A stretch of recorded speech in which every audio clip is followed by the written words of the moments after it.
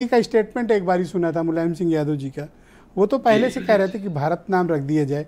Samajwadi party का अभी इस मसले पर ऑफिशियल स्टैंड क्या है? देखिए ब्रजेश जी, जहां तक अगर इतिहास की बात करेंगे तो अभी आदरणीय अवध ओझा सर ने, जो इतिहास के जानकार, उन्होंने सारा विस्तार से बताया। हम थोड़ा सा इतिहास कम जानते हैं, हम इतिहास के स्टूडेंट नहीं रहे, लेकिन जब राजनीति में आए जितना पढ़ पाए इतिहास उतना पढ़े हैं। लेकिन हम अवध ओझा जी की बातों से बिल्कुल सहमत हैं कि कब कौन सा नाम किस रूप में आया, किसकी गलती से या किसके ना कह पाने से क्या नाम पड़ा। जहां तक सवाल भारतीय जनता पार्टी का है, मुझे लगता है कि गठबंधन बना, गठबंधन का नाम इंडिया पड़ गया। और मुझे लगता है ब्रजेश जी, मैं ये नहीं कह रहा हूं कि भारतीय जनता पार्टी इंडिया नाम से डर गई या इंडिया गठबंधन से डर गई, ये भी मैं नहीं कह रहा हूं। लेकिन जिस दिन से इंडिया गठबंधन बना, उस दिन से माननीय प्रधानमंत्री जी, माननीय गृह मंत्री जी, माननीय रक्षा मंत्री जी या भारतीय जनता पार्टी के और बड़े सम्मानित नेताओं ने इंडिया का नाम इंडिया नहीं लिया। तो क्यों नहीं लिया? अब आप कह रहे हैं हम नाम बदल रहे हैं, ठीक है, इंडिया ही भारत है, भारत ही इंडिया है।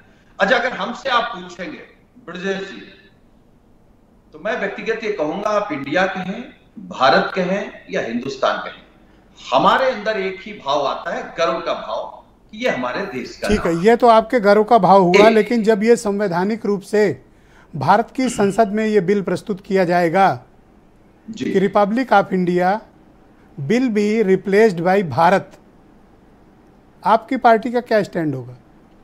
नहीं, भारत को लेकर के 2004 में माननीय नेताजी ने सदन में भी रखा था और जब 2007 का चुनाव था तो घोषणा पत्र में भी था, और नेताजी का मानना था कि इसको भारत कर देना चाहिए।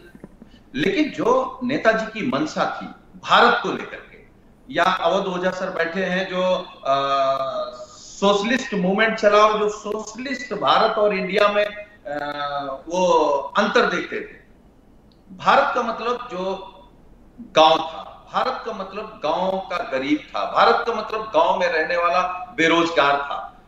नेताजी इसलिए कहते थे भारत रख दीजिए कि सरकारें उस भारत की तरफ कब जाएंगी, और नेताजी मानते थे कि जो इंडिया है वो शहर को इंडिया मानते थे, लेकिन ये देश जी तो असली तो अगर भारत नाम रखने का कोई बिल आता है तो आपको कोई खास ऐतराज नहीं होगा सदन में, करेक्ट? नहीं, देखिए हमारे लिए भारत इंडिया सब एक जैसा। लेकिन मैं एक सवाल करूंगा भारतीय जनता पार्टी से, आप लगातार बात कर रहे हैं कि भाई हमें कोई दिक्कत नहीं है, इंडिया से कोई दिक्कत आपको नहीं है, लेकिन एक बात ये कहते हैं अमृत काल है।